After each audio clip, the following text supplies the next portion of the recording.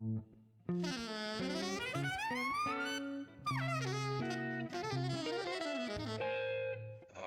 Jazz.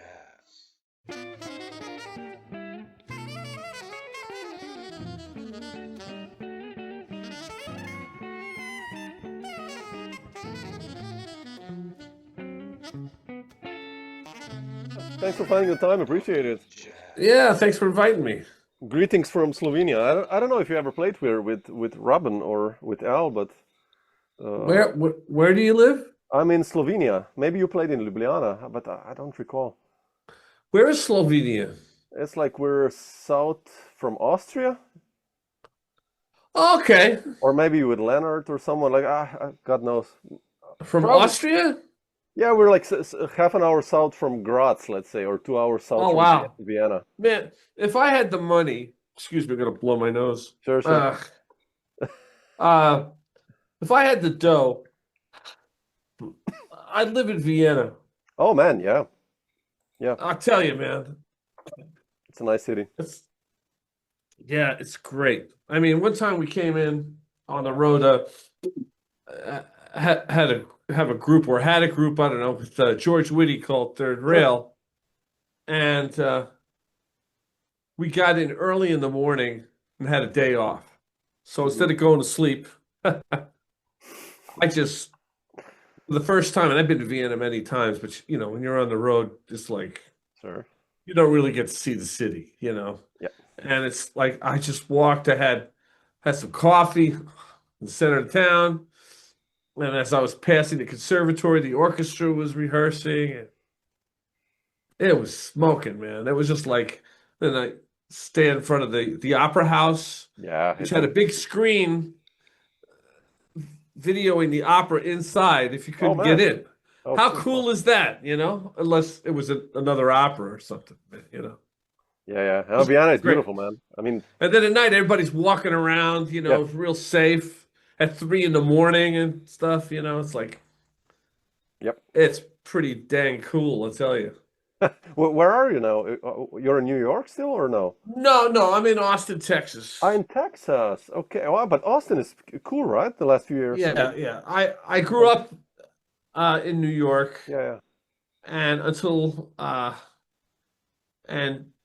was on Long Island, from birth till I guess I was 21, close to 22, and then by happenstance, it wasn't a decision. I ended up in Los Angeles, Okay. and I didn't really want to be there.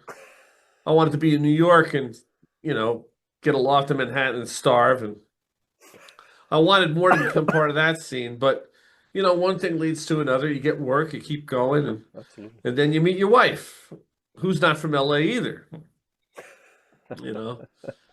And there it goes, Yeah.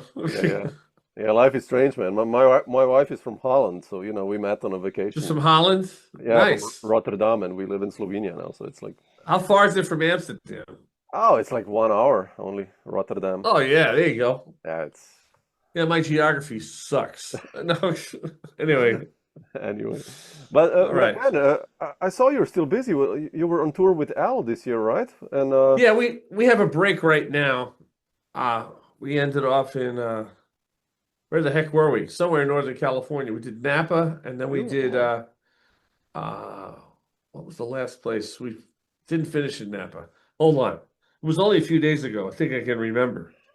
But Monterey. Oh yeah, beautiful. And then we resume in San Diego, and El Cajon. Oh wow, nice. And then we play 4 more nights at Jazz Alley in Seattle. And then we go home, and then I don't know what's going to happen with Al, but Amazing. there's something else. Either that, something else will happen with him, or Yeah. do something else, Now, what's your story with Al? I mean, I have that album Tiramisu from '87. When did you guys start playing first, or hook up Me? with Al? Yeah. I had just finished playing with Wayne Shorter. Yeah. And I got in contact with Kei Akagi. And he told me, I don't know if you know who Kei is. He's a great piano I player. did this interview with him like 2 weeks ago, and we talked. Oh, you did? Amazing. Tell him to give me a call, would you? I will actually. I will like. Uh, so so and I knew Al from my Chick Corea days, Sure.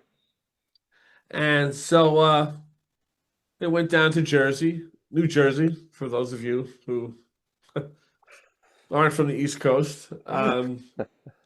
And we started playing, and then we shortly after that, I think we started recording Tiramisu Wow. at Wow. Power Station, which Yeah. is now owned by Berkeley. And then we did that, and then we went out on the road. Wow. You know, and for then I was with him for 2 years. Wow. You know, Okay. and so we did that, and then I hadn't worked with him for a while, and then I did some tracks for him at my place, you know, remote, Yeah. because I was advertising for that. So he got in touch with me, and it's like a little nice reunion. And uh, then later on, or I think, well, anyway, he had gotten in touch with me because there was this video. There was a show from, I believe it was from not Sevilla, but somewhere in Spain. And he got in touch with us. He says, "Tommy, you got to watch this. It's on the band's on fire here." And I kind of went, "Yeah, I kind of okay. I'll watch it at my leisure." And then about a week later, I watched it and I went, "Holy smokes!" It's funny when you're in it, Yeah. you don't Yeah. appreciate it enough. Yeah. And everybody will say that. I mean, it's good and yada yada yada, but you go, whatever. And then you watch it and then you go, the first thing I said is, I wish I was still that skinny, But it was great. And so I called him up, and then we just kind of talked for about, I don't know, about 2 hours or something. It was just really nice. And then I think I recorded for him. Okay. And then last September, I was about to go out on the road with Eric Johnson, dropping a lot of names on the floor, man. Oh man, Not very good company. You played with all my favorite guitarists. I'm a guitarist, It's like Oh, I want to go sorry there. sorry to hear that. No, Yeah, exactly. I'm a jazz guitarist. It's even worse, man. So it's like sorry to hear that too. Anyway, exactly. No, it's true, man. It's true. I'm joking. Oh man, like So it's on the road. 80% truth. No, it's not. No, Drummers are worse. Drummers are worse. They think they're musicians. That's the problem. Oh, Pachoom. There we go. So anyway,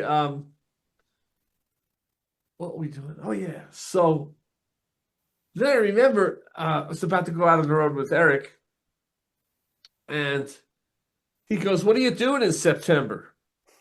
I went, "Well, I'm doing nothing," So he gave me these dates, and I went, "Sure." I couldn't do. It was only a week in September, but I could do October. So Richie Morales was nice enough to play his butt off on the dates I couldn't do. And luckily he didn't take my gig away from me. Yeah. Because Richie's a bad, Oh man, what? Richie is amazing, yeah. So then I got with them in October, and back with some old friends like Gumbi Ortiz. Oh, beautiful, man. Yeah. Because Gumbi came on the band my second year with Al, but he had been doing duet stuff. Yeah.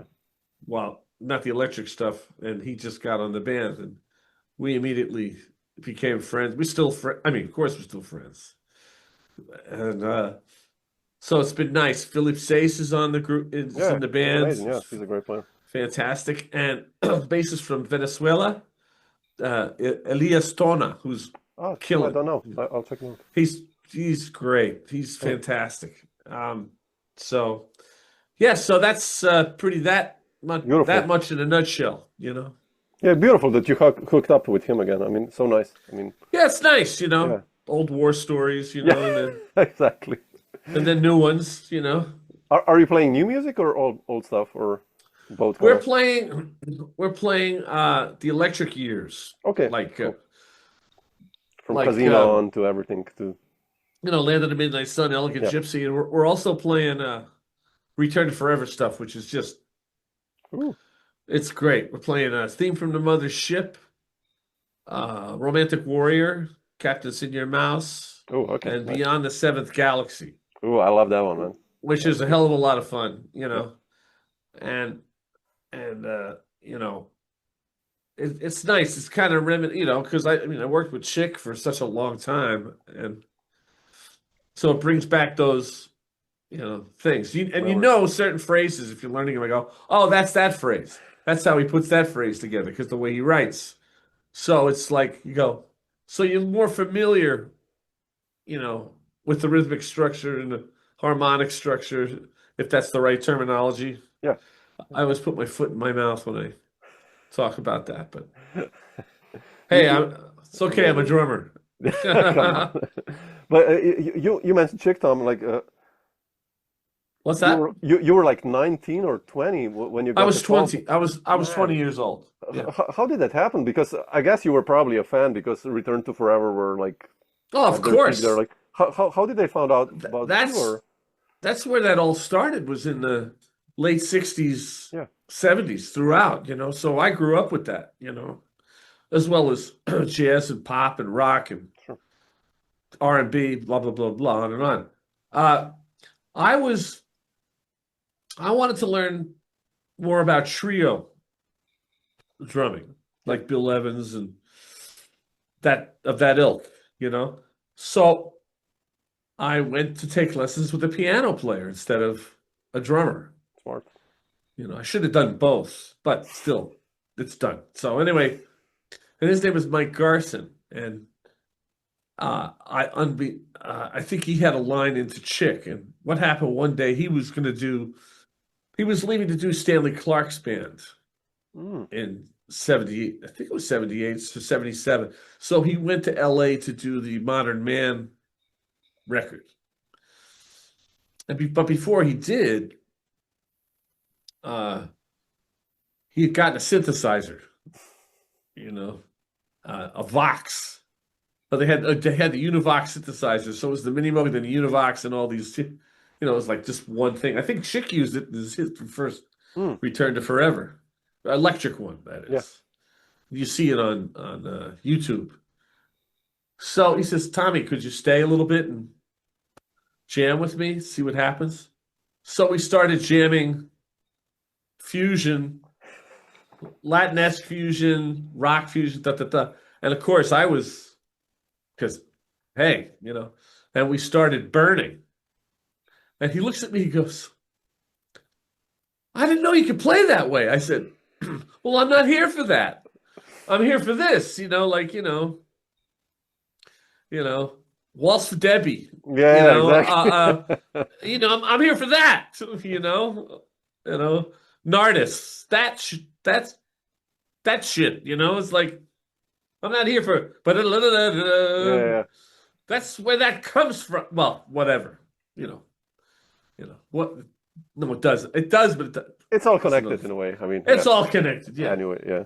So, anyway, let me make sure I got this off. Hold on. Okay, that's off. It's only this twittering. That's all you need. So if you get little birdies, Yeah, that's yeah. my fault. That's my fault. Okay, now they're gone. Kill the Anyway, birds. Yeah. yeah, kill the birds. Whoa. Anyway, so we put the boom box on. He had a boom box, and we recorded it. And he said, but I didn't know that was the tape that got the Chick, Oh, not the wow. one Okay. that we went to the studio. I went to the studio with my buddy Peter Zinsmeister, who's now known as Peter Z, and with Mike Faseglia. And sorry about the guitarist, great guitar player. Anyway, and we did a demo, and me and Peter, uh, we were gonna see if we could uh, uh, hawk the tape to maybe open for some bands like at the Bottom Line, Yeah. where there was another place in Roslyn called My Father's Place, which I think was in connection with the Bottom Line, or maybe open up for George Duke or somebody like that, and Mm. So, but that tape never made it to Chick. What the boombox tape made it to Chick. Which was just duo, basically. Which was the duo, yes. Wow, The man. jam, Okay. the free jam. Wow. And I, he was thinking about auditioning drummers. So next thing I know, I get a call at home and said Chick would like to listen to you so and so. I don't forget what it was. It was just before Christmas, I believe, or something, and in '77, and trying to between here and here is like, no, I'm kidding. No, no, go. But so we auditioned at Mike's house. He was coming through and going to Florida from LA to Florida. So I auditioned for 6 hours, 2 hours with each bass player. Shit. They were real, and the bass players were real hacks. The first one was Ken Smith bass. Second one was Anthony Jackson. And the third one was Rick Laird. By the end of the day, I was Oh like, man, I was gone. And we auditioned, we did these, and these records weren't even released yet. They were in the can. The One Step, yeah. which was on the Friends record, and the modal section from the Elvin McCoy section from Cappuccino, you know. And that's what I call it. It's the section where Joe Farrell blows. Yeah. So he brought thing charts around. basically, and you just jammed Yeah, from yeah. that. Yeah. Bum, bum, bum, Yeah, you know. yeah. Do-do-do-do-do-da, you know. And the part that goes ba ba ba ba da da da da da. And Joe plays that line. And then the solo section of Dear Alice, which is just boom, boom, Yeah. boom, boom, you know. Then we go blip, ba-doo-doo, bap, bap, bap, bap. That was it. And we might have done something else. I can't remember. But none of the old stuff, none of the stuff from Leprechaun, which we did Interesting. play when I got the gig. Yeah. We opened up with Night Sprite.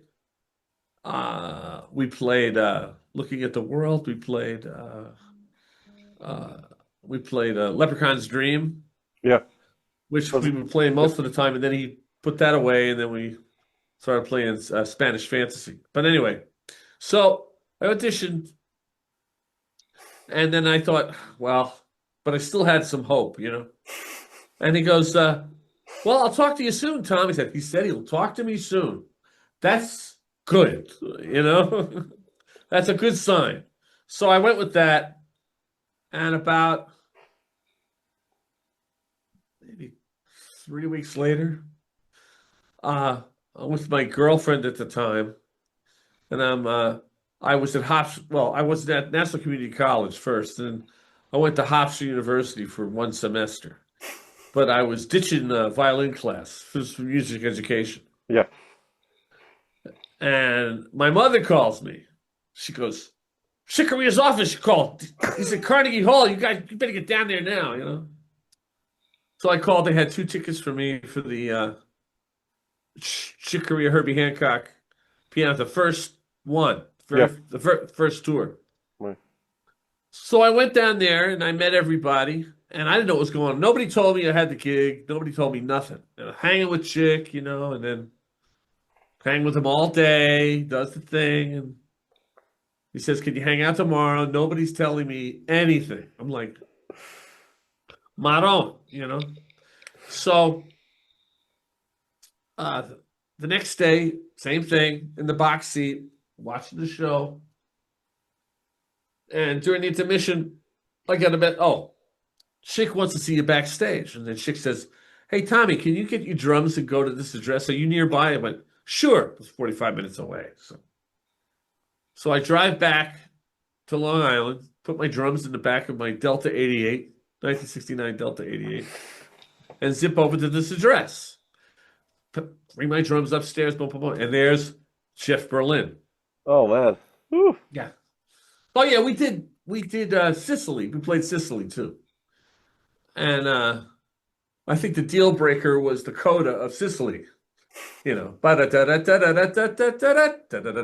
you still know everything, man. Yeah. right? So we play. It's great playing with Jeff, you know, and he was a little intimidating, you know, for a 20-year-old, you Yeah. know, that came out of nowhere, you know, and there's Jeff, and it was great. And so he goes back to talk to Jeff, and I'm going, oh, well, he's talking to Jeff, so that was my last chance. And then Jeff says, oh, you probably got the gig. I don't think I had the gig, blah, blah, blah, blah, blah. And he asked me to take him home, and he lived in Harlem at that time, 1970s, 78. Okay. So dropped him off in Harlem and went home. And then about, well, I don't know how many weeks later, said you're going to get a call from Chick. And that was on February 10th. I never shoveled so much snow. That was the big winter storm of 1978. I think I shoveled snowdrifts about 5 to 8 feet high. Oh, man. 3 times in a row. We only had one phone, and my sisters were there too. I said, keep that line open. Or if you talk to somebody, make it quick. So by then you still don't know if you have the gig, right? I don't know if I have the gig. Oh, shit, man. That's... Yeah, I know it sucks. I mean, it didn't suck, but it's just saying, you know. Yeah, So, you know, one phone in the house, you know, rotary phone. Remember, you don't remember those. Sure, of course I do, man. Yeah, yeah. Oh, you do? Rotary phone, one phone in the house, right near the stairwell. Oh, of course. So, to make a long story longer, at 10 o'clock at night, February 10th, Chick calls up. I thought he was going to say, nice try, kid, but we'll see you next time. He said, so listen, you want to come on the road with me? And I went, sure, man. And then he asked me to listen to some records, you know, some Eddie Palmieri records, Tito Puente, Sheila Cruz, and, of course, John Coltrane, you know, Sure. Love Supreme. So, okay. So we'll see you in match. I said, okay, great. Click. Ah! Yeah, I was a cool cucumber on the phone. Yeah, man. You know, and that was it. Did you go to Europe or the States tour? What was the first tour? The first tour was 3 months overseas. 3 months. Europe, Australia, and Japan. That's amazing. 31 nighters in Europe. With a week off in Austria. Oh, man. At the Dolder Grand Hotel. You know that place? Where is it? It's in Austria. It's in I don't know where it is. Vienna. But it's apparently all diplomats. It's like a fancy schmancy hotel. You know? Maybe in Vienna then, yeah, I guess, yeah. Might be Vienna, yeah. Yeah, wow. It's a really big shot hotel type deal, you know. Because prior to Chick, I'd never been on a plane before. Sure, and there you go with Chick for 3 months, man. That's Yeah, insane, the furthest I was away was like Richmond, Virginia, you know, on the East Coast. You know, we didn't have any money to go on vacations. That's the same old story. We were poor, you know, kind of thing. We weren't poor, but yeah. So that's, but we weren't well to do. That's for sure. Wow. We were lower middle class. Let's put it that way. No camp, no vacations, no, you know. Man. That's it. So how was the first gig like with Chick, by the way? Do you remember? It was at the Rainbow. Rainbow, okay. In London. And the first lesson I learned, because you didn't have digital lights back then. Sure. Is don't wear polyester. Because it goes like this. It goes like that. And it was it was a whirlwind, the whole gig. I think it went off good because Chick invited me after the gig to go to Ronnie Scott's with him. So there you go. Did he say something after the first gig or no? I said, good job. Okay, that was it. Okay, that's a good sign. Yeah. He didn't say, oh, you're wonderful. Oh, yeah. Man, you're the best thing since sliced bread. No. No, but amazing, man. Wow. I mean, he kept me on, so I guess it worked out, Yeah. And it got better and better. He gave me pointers, and he'd send notes after the gigs, because I was kind of like an apprentice, Yeah, absolutely. But it worked out great, How did you?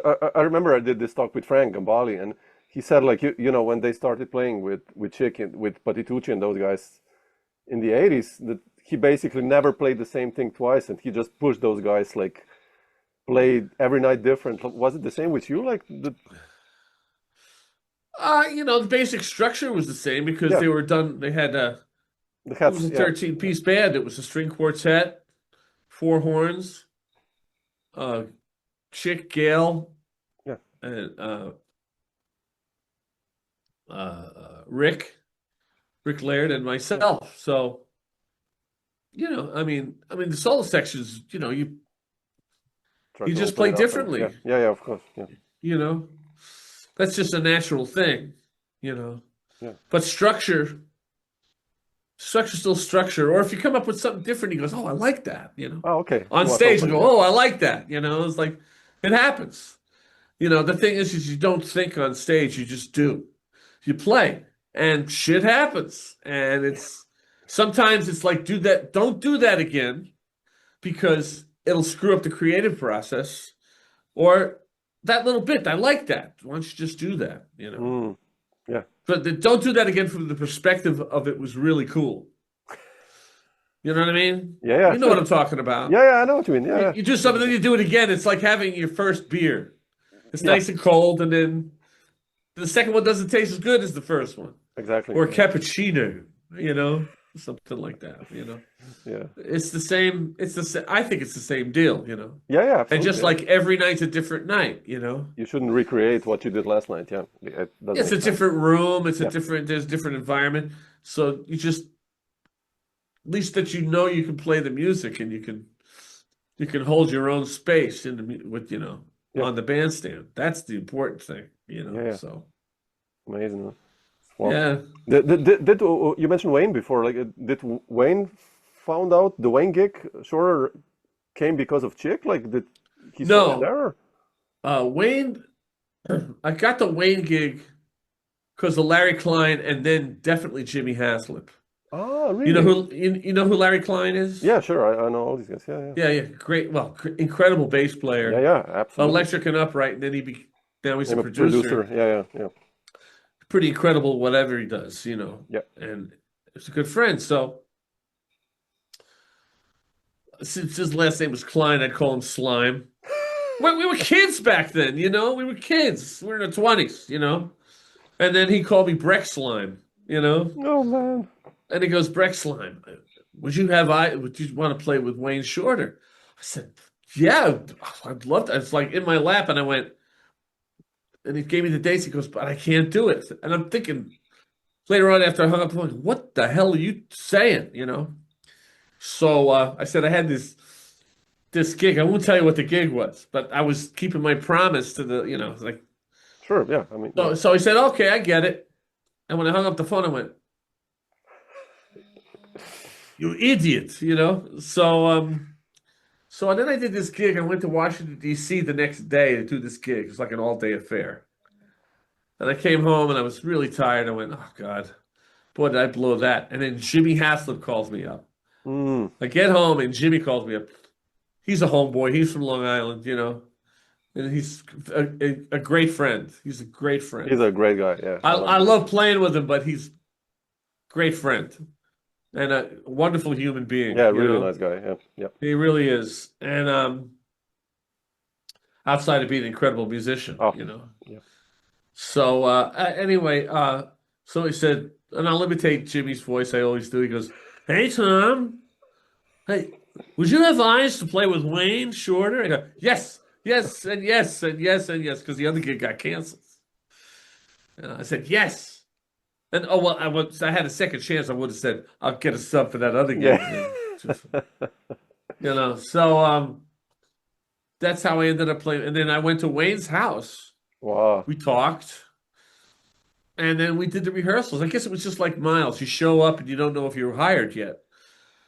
So it was the first band was me, Gary Willis, Tom Canning. That was it. Mm. And we rehearsed, and we still don't know if we got the gig until I think he said, by the way, you got the gig. I said, okay. You know. And then we did the first tour with Tom and let's just say, and then Tom had left, and then Mitchell came on board. Yeah. Mitchell Foreman, another Long Island boy, via Brooklyn. Yeah.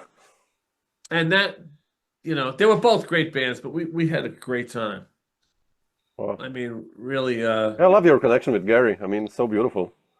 Thank you. Because he's different than, you know, when like Rick or Roscoe or all those guys that you played with. It's like he has a different. Yeah, it's more like type of playing, but beautiful, man. It's more. I got to say, it's like kind of more in my wheelhouse, so to speak.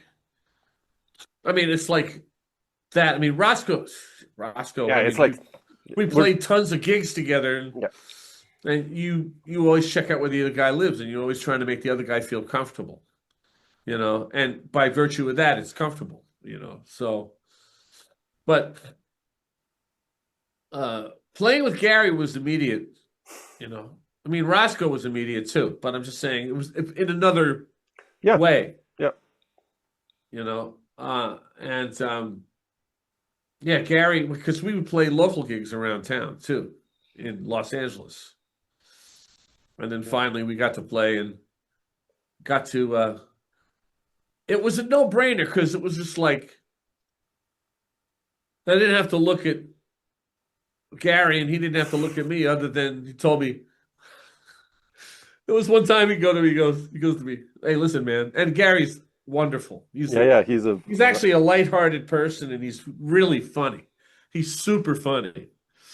You know when he's funny, he's got this laugh, and I won't tell you. I'll let him laugh. I know him, yeah. I know. You know what I'm talking about? Yeah, I know Gary, yeah. So. Yeah, you know when he really starts laughing, it's that high-pitched thing? I know. I can imitate it, but I'm not going to embarrass. Hey, Gary. Hey, Gary, greetings. Don't say anything bad about me because I can imitate your laugh. So, he turned around. This one time he turned around and he says, when we're playing, man, don't smile at me. So the shit's burning, right? I said, hey, Willis. And I went like this. I went, you know, started smiling at him. It's funny. We had great hangs together. Yeah. Actually, the whole band, that whole crew it was a great hang. It was just wonderful, you know. Yeah, we recorded Burning underneath Wayne. I mean, it's like... Yeah, well, Wayne... Yeah, really cool. I mean... Wayne, not to say that any other leader doesn't let you create, but he's just lets you go. Yeah, he was really open, right? And I remember I said, Wayne, what do you want here? And he turned around and he goes, you know what you're doing. Like that. There's some other stories that are really good. He pulled the miles on me once. Oh, man. Definitely. He pulled the miles on me once. We were doing, and it's on YouTube. It's the Berlin. I have to check it out. Okay. It's the Berlin gig. And we're having a great run, you know, and everything's going really well. One night's better than the other. It's I guess it's not an opera house. It's a orchestra, whatever it is. I don't know. It's a concert hall. Yeah. You know, it's like it was a more modern concert hall. And we're in Berlin. And I'm on the side of the stage. Dizzy Gillespie comes up to us. He's hanging with us. It's really cool shit. And then Dizzy leaves, and me and Gary, I'm saying, wow, I wonder what's going to happen tonight. I'm really excited. So Wayne comes up to me and he goes, hey, Tom, on Beauty and the Beast. Usually he's just really lighthearted. He's like looking at me like this. Hey, Tom, on Beauty and the Beast, I want you to dance because I want people to know you can play before your drum solo. He walks away and I go to Gary and said, what the was that? What was that shit? I was getting pissed, right? So we start playing, you know, dun, dun, dun. Yeah. He's going like this, he's walking around, he's got the dance. I'll give you, and I'm thinking, I'll give you dancing mother. You know, he walks in and he goes, dance. So anyway, this goes on for like, I think just the first tune, just Beauty and the Beast. And we finish, the crowd starts roaring, right? Well, oh yeah, there's before they had Joe Zawinul on, when he had all the Yeah. synthesizers connect, but this was before MIDI and everything. And it had those big tapes of wire, you know, and they booed him off the stage. They're throwing paper Oh planes, shit, man. and Zawinul's going like this, and that's what Wayne noticed. So we do this dance thing, right? And then by I think it was like the second or third tune, we get a standing ovation. Okay. Wow, man, that's so. And then or Wayne, who knows? Probably Wayne. But anyway, it's just like, so keep playing. And then that somebody was with him at the time after the gig, and I was still, because Wayne never talked to me that way before, right? And I went, and I still go to the guy. I said, "What the was that all about?" So his friend comes up to us and she says, "You know what you guys just did?" And I hadn't been in Europe for about a couple of years, so because you just wowed the toughest audience in Europe, which I guess is true. I guess Berlin, yeah, Yeah, yeah. Verstehst du, was ich sage, Bruder man? Anyway, so, and I went, "You mean that's why he was giving me all that shit?" And his head pops out from a column. He goes, "You got that right." And he's smiling at me. And he gives me a big hug. And the tour manager says, "Go ahead, tell him." Yeah, you can tell him. He goes, "You play a mean drumstick." I said, "Wayne, don't ever do that again. I was going to kill you." He goes, "I know." That's so beautiful, man. But I could talk to Wayne like that too. That was the thing. Like Joe Farrell, when I played with Joe Farrell he was like my big brother, man. Really? He was just like, oh yeah, wow. really great. Yeah, I love this guy. I mean, such an underrated player, man. Joe. He was the best leader I ever worked for. Really? Oh yeah. I learned a lot from him. Anyway.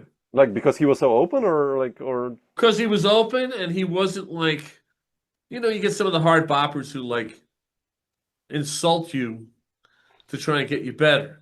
Yeah. You know what I'm saying? Yeah. He, on the other hand, he'd say, "Get in the kitchen," and he'd tell you, but then he'd give you a solution, tell you what to do. Not a lot, just give you a few. Yeah. And then you get pissed at him and you do it. He'd go, "Yeah, Tommy, smoke him." He goes, and then as a joke, he said, "Now do what I tell you." And he left, Yeah. So I think, Chick was helpful like that, but in a different way. But Joe had a way where we all hung together. He wasn't like being the leader. Not that that's a bad thing. I'm just saying. It's a thin line, right? He was one of the guys, Yeah. So there you go. That's amazing, yeah. Yeah. It's amazing that, like, when I talk to players of your generation, how much you guys played in the 80s. Even like it was one tour after the other with all these amazing players, and it's just insane when you think about it. And we had a lot of great iconic players that were local. Yeah. That we got in touch with, like Ayrton. Yeah. Oh shit, man. Yeah. Don Elias. Chick, who was not only my boss but my friend. Yeah. Yeah. Wayne, the same thing. And to be able to hang out with those guys, we didn't pick their brains. We had discussions. I mean, not about playing on stage, just about music and Miles and the old days when they first came to New York, and you learned from that. Did those guys tell stories like when you were on tour, like Wayne or Chick, like about Miles or whatever in the past, how they started? I mean, a Chick would tell me in the beginning when he goes, "Yeah." Miles came up to me one time and said, "I want you to follow Jack. I want to know what he does during the daytime." Oh my God. And then Robben with the story of, oh God. If I wanted to hear it again, I'd play it twice, Yeah. Did he tell you, did you interview Robben at all? No, not yet. He's still on the list, man. But you hear about that story about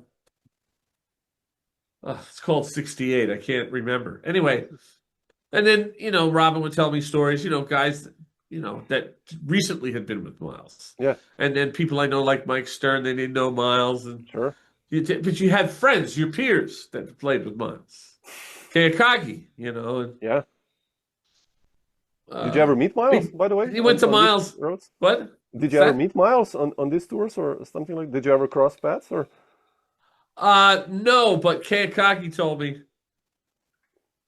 He said he called me Breadline, and he called me. My nickname was Bread. He goes, "Hey, Bread, let's talk to Miles." I asked him. I said, "You know Gary Willis, and Tom Brechtlein?" And Miles went, "Yeah, I know all those white guys." And one time I remember when I was in 1980 when I was playing with it's pretty funny, huh? I said, Miles knows me. It's like, that joke, Maestro came to my house, Do you know that joke? No, It's no. a great joke. The viola player is coming home from whatever, and there's cops all over his house, right? So he I love this joke. Mike Miller told me this joke. He goes, he tries to get in the house. The policeman goes, "Sorry, sir. This is a crime scene. You can't come in here." He goes, "Oh, no, this is my house." He goes, "Oh, you're the viola player." He goes, "Oh," the viola player goes, "What happened?" He goes, "Well, your conductor came to your house today. He had a gas can and a shotgun. He killed your whole family and your dog and burnt your house down." So the viola player looks at the cop and he looks up in his eyes. And he says, "Maestro came to my house?" You, you get it? That's terrible. Yeah, It's pretty dark. It's it's pretty very bad. dark, but it's very good. Yeah. But I'm just saying, it's just like Maestro came to my house. Anyway, okay, that was bad. So I'll be No, no, here. I no. won't That be was here. It's okay because I won't be here all week. good. But anyway, so Miles. But when I was on the road with Chick, we were in Japan and Don Elias was playing, and one of my that dearest best friends, and taught me a lot as well. Don? Yeah, man, Don. Oof. Kind of mysteriously took me under his wing in a lot of Really? Oh ways. wow. Oh yeah, and he said,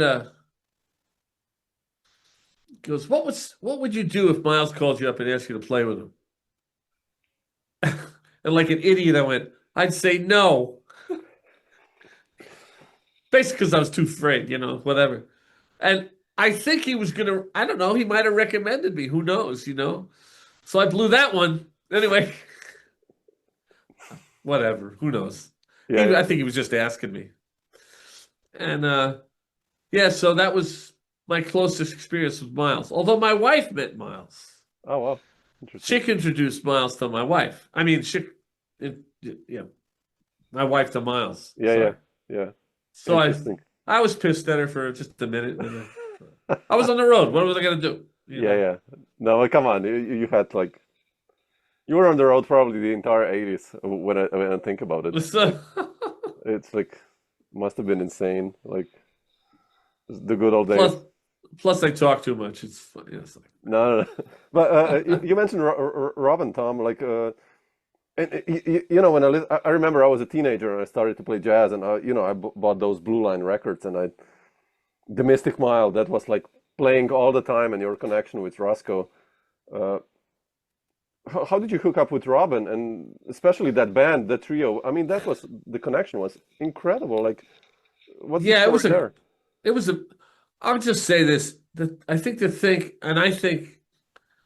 I thought we were a really good band Oh man, because we were a band. yeah, And there are guys that could play rings around me, probably play rings around Roscoe technically. But the thing is, it was a band, and we played as such. We played off of each other. yeah, That's my perspective on it. There's always the right combination of players that make something really cool. absolutely. Only because I'm only saying this because that band is near and dear to my heart, and it was a blast. And it wasn't just those 3 years that there were kind of 8 other years before that playing together. Um, however many years, I say 8, 9, whatever. So I met I think it was Roscoe when I first met Roscoe, and it was through Jennifer Warren's. I got called to do a Jennifer Warren's track, record for her, through Rob Muir, who wrote songs for Christopher Cross and played in his band and Okay. was on that album. Anyway, I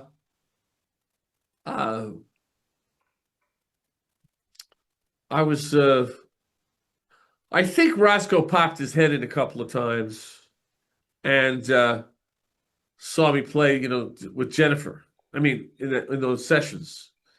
Later on, they continued, and Roscoe produced that, and then all became Famous Blue Raincoat with the Leonard Cohen songs, Yeah, sure. So I probably met him briefly. I don't remember too much. And then Tommy Taylor got sick on Christopher Cross's band. And they called me up and I had to learn the tunes and we played. And he liked what I did and we did the West Coast tour. And Roscoe came to the Universal Amphitheater with Jennifer Warren. And at the end of the gig, I guess he noticed he liked the way I played. And that was another meeting. Yeah. And then these are long stories. Sorry. No, please. That's why here I love yeah, these. Yeah, please. yeah. So then James Wofford, who was Chris's tour manager, a real big Texan ex-football player, he calls me up and he goes, "Mr. Brechtlein, could you do a favor? Could you do a favor for a friend of mine?" And I said, "Yeah, sure. Who's your friend?" And he goes, his name is Eric Johnson. And I said, "Oh, that's nice." I said, "What does he play?" Yeah, because he was not so big back then. Yeah. This is before Tones and yeah, and it was after the Electromagnets, I guess. Yeah. And so I went down to play, just to play. I wasn't necessarily. I was just helping a friend. Just helping a guy out, So it was in this really, I remember it was painted all black. It was all concrete and went there and there was Eric with all his amps and stuff. And then Roscoe showed up and oh man, beautiful. We started playing. And I don't remember what we played. It was just a jam. It was like, it was pretty cacophonous, It's like, so we finished the jam, and then Roscoe comes up to me. He goes, because at the time, Roscoe was playing a lot with Robben at this place called At My Place in Santa Monica, which is now called the Temple Bar. I don't know what it is now. But it was in Santa Monica, and when Robben was in town, he'd call Roscoe up, and they'd usually have Vinny. Oh, man. Oof, okay. And so they had other guys too, like John Ferraro and really great players. I said, well, so he said, but it was normally Vinny because they were recording Talk to Your Daughter record. Yeah. And, excuse me, wires, I hate them. So Roscoe said, let me get your number, man. He sounded great. Vinny usually plays with Rob. Would you have eyes to play with Robben? And I said, absolutely, of course, And so Roscoe took my number, but he also did another solid for me. He there was this Kazuo Matsui who's a Japanese producer, shakuhachi player. Yeah. Great producer, musician. He recommended me to him for a project that he was doing. And that turned out to be this 3-girl group that played acoustic pianos called Cosmos. One of them being Keiko Matsui back then. So we rehearsed it, I think, this studio, Jenny Foodie Studios, in my neck of the woods in North Hollywood. And Robben came down, it was Russell Ferrante, because Russell was playing with them too on the weekends. Really? Okay. It was like a weekend thing, the Robben Ford band, And just before he started playing with Miles. And so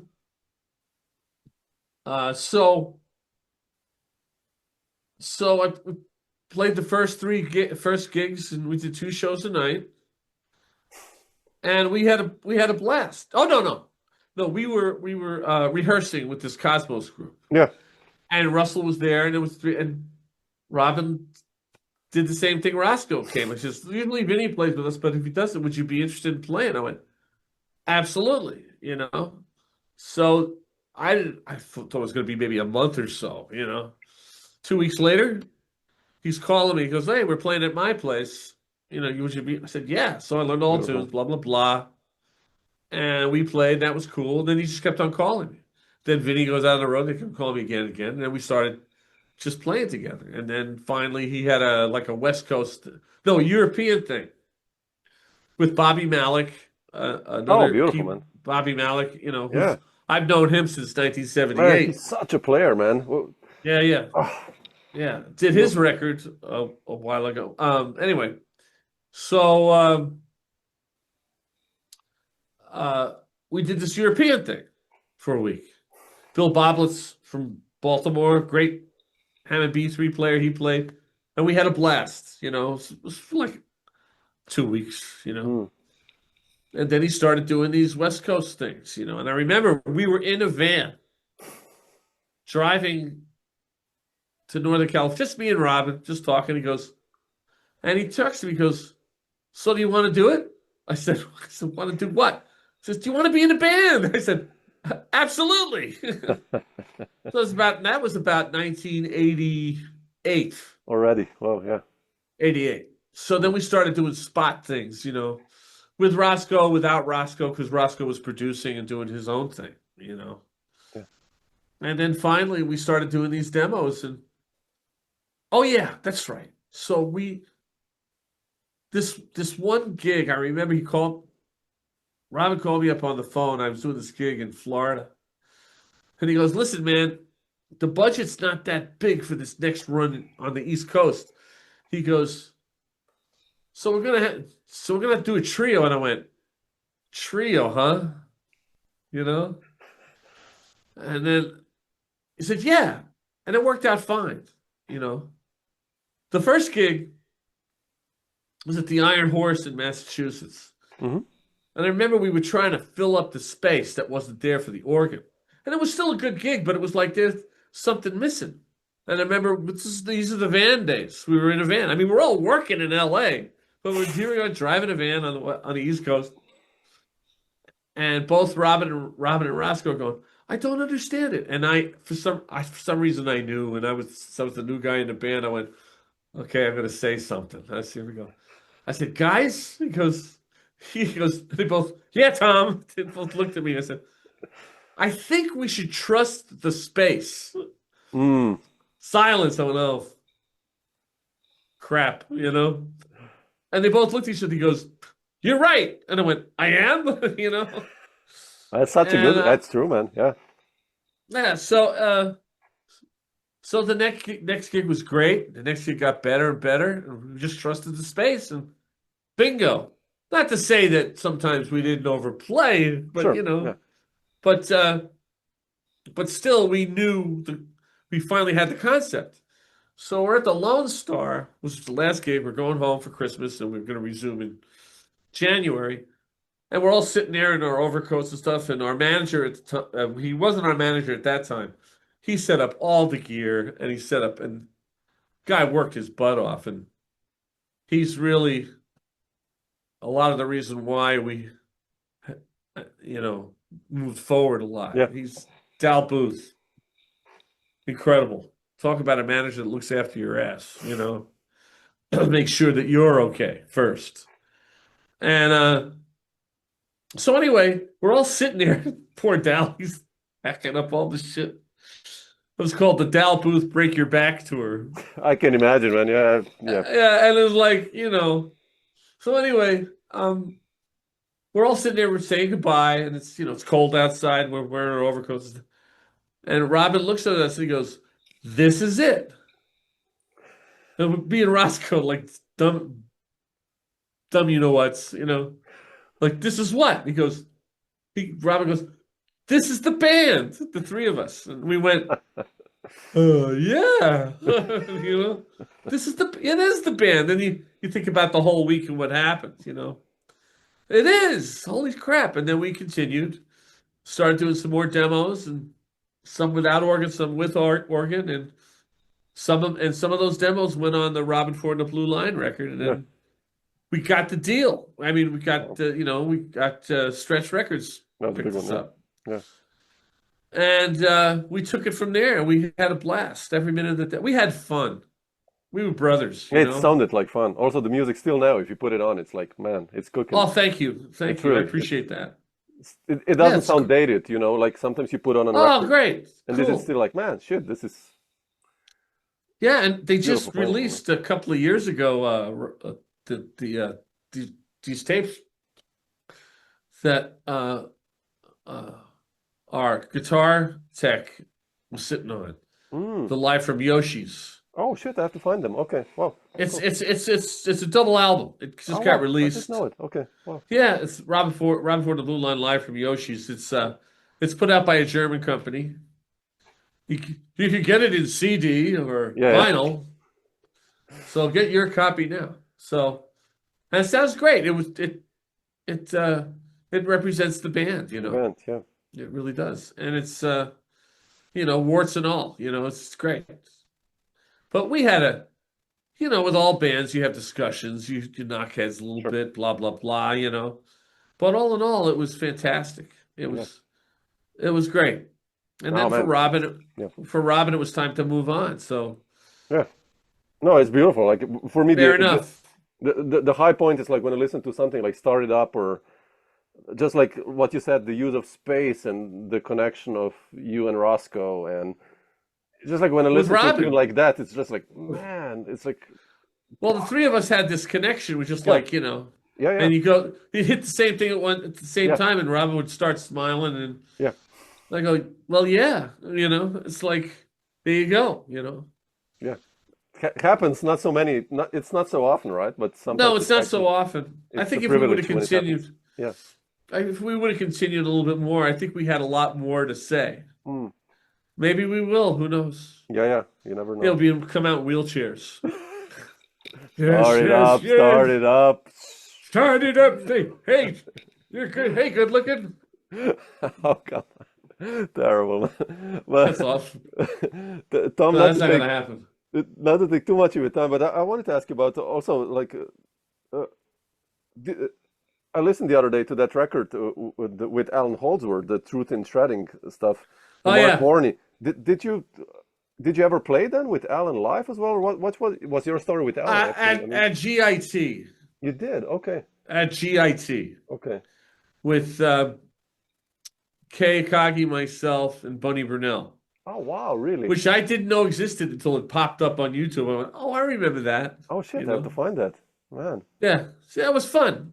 Alan's a nice dude. He was a nice guy. He was great, Yeah. incredible musician. Yeah. But no, I guess it was never meant to be. It wasn't meant to be. I mean, we played a few times, but Because you you played know, kind of with all the players that's why I'm asking that actually played yeah. with him, like with Kay Well, he and all was. these guys, I'll, Gary I'll and tell you. I'll tell you a really good thing, really cool thing he did because we did all our rhythm tracks with Frank. yeah.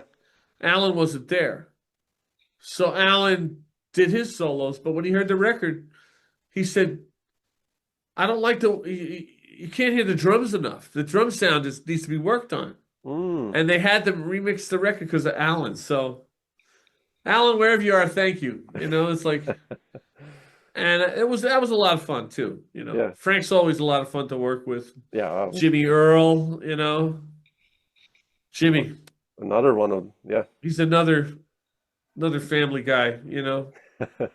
Yeah. Yeah, Jimmy. Beautiful Yeah, shit. good. Yeah, yeah.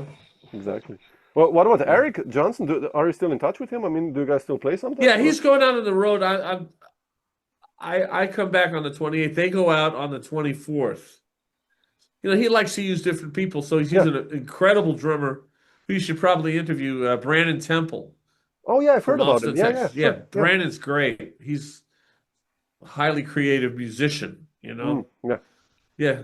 I told him one time, I go, that shit you're playing is from Mars, man.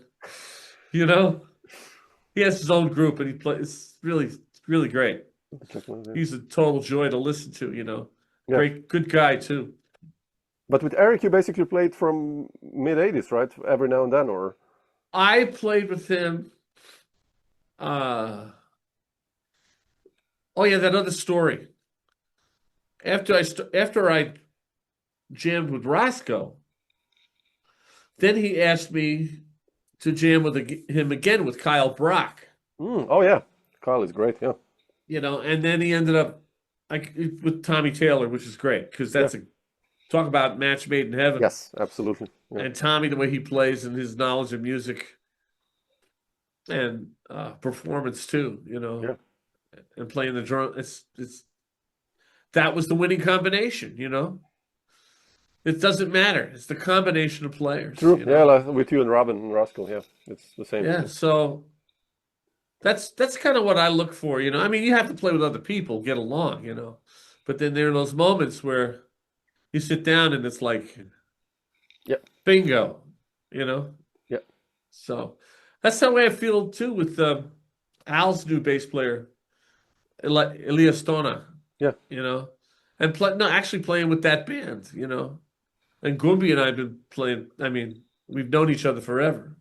We haven't been playing with each other forever, but it's like you get that point where you sit down and it's like your old comfortable shoes. You know what I'm saying? It's just sort of, it's really nice. I like that. That's a nice thing. Yeah. You play all the notes in the world, but if it doesn't feel right, you know, it's to me it's just friendships. You know, it's like it's really cool. Anyway. No, it's a small scene on the other. You know, it's getting- a lot of you guys out there or us guys, and yet it's still not so many in a sense. Like you kind of get to know each other. There's many, but not so many. Exactly. Yeah. You know. Exactly. Yeah. Yeah.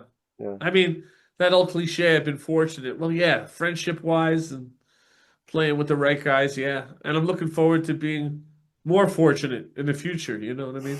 Yeah. What are your plans for the upcoming months or weeks? Like, Well, I'm going to continue recording. I'm playing with these guys that used to play with Chicago. From time to, Ed Toth plays with them as well. You know, Ed Toth with the Doobie Brothers. Yeah. So when he can't do it, I do it. And, you know, we'll see what happens. You never know who's going to call you up. Sure. That's been the story, I think, of all of us, you know. Just when you're about to say, I think I'll stay home for a while. Boom. Yeah. There you go. Okay, I'll be there. What time, where, and when? What do I need to learn, you know? Beautiful. So that's freelance musician, man. Yeah. Are you coming to Europe, by the way? I hope. I was the first tour I did with the last year, the first run I did with Al, the new runs, was in Europe, you know. We finished off in Leverkusen. Ah, you know? Germany. Okay. Yeah, we did a TV show there. You can that's on YouTube as well. Okay, I'll find it. Cool. Fantastic. So, yeah, these musicians are great to hang with. They're really Al's group, you know.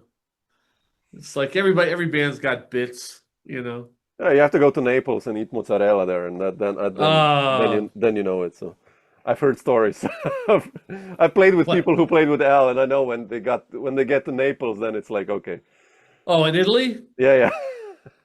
Oh well, you know, he's from the he's an Italian, an American Italian from the tri-state area. Yeah.